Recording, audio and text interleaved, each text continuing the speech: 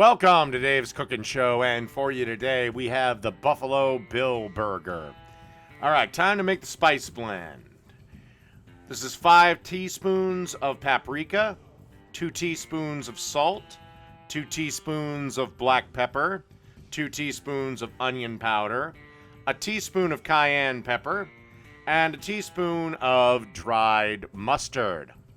And then you just want to stir this around till everything is mixed together, all nice and happy. And, all right, we should be ready to make the next step.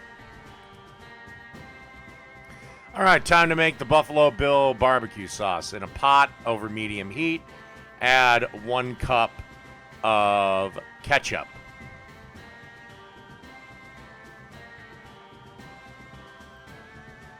Followed by 2 teaspoons of water, 1 teaspoon of garlic powder, 1 teaspoon of onion powder, a teaspoon of pepper, a half a teaspoon of salt.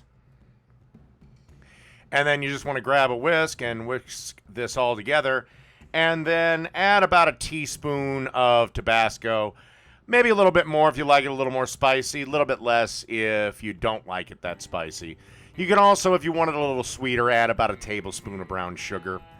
And then, yeah, just heat and whisk this occasionally for about 10 minutes.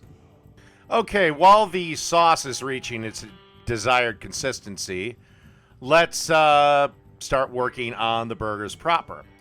By the way, if you want the sauce a little thinner, obviously less time. If you want your barbecue sauce a little thicker, obviously a little more time. But let's get on to the meat. What we have in this bowl is 2 pounds of ground buffalo and a pound of sausage. And then you just want to turn this on to have these meats mixed together.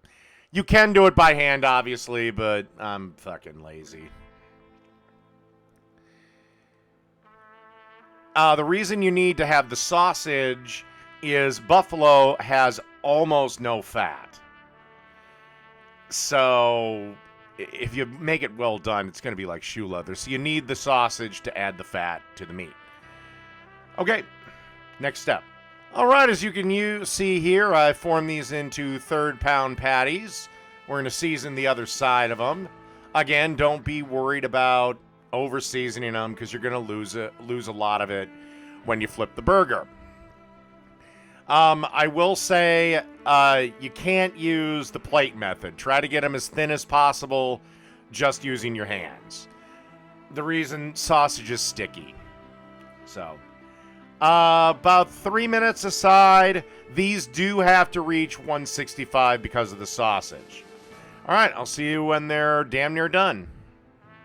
Okay, through the magic of cooking show editing, these burgers are done, and it's time to add the cheese. What you have here is a nice white cheddar. All right, we're going to follow that up with a nice extra sharp cheddar. And got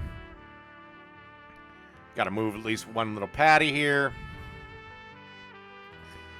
And then, of course, make sure you drop a slice down in the well of your grill, along with putting the rest of the cheese right on the grate.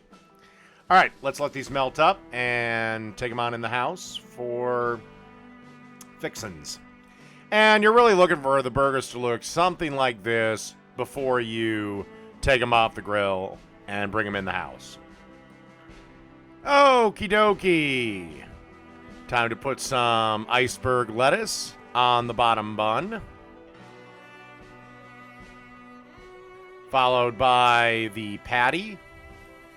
And the Buffalo Bill barbecue sauce. And some fried onions.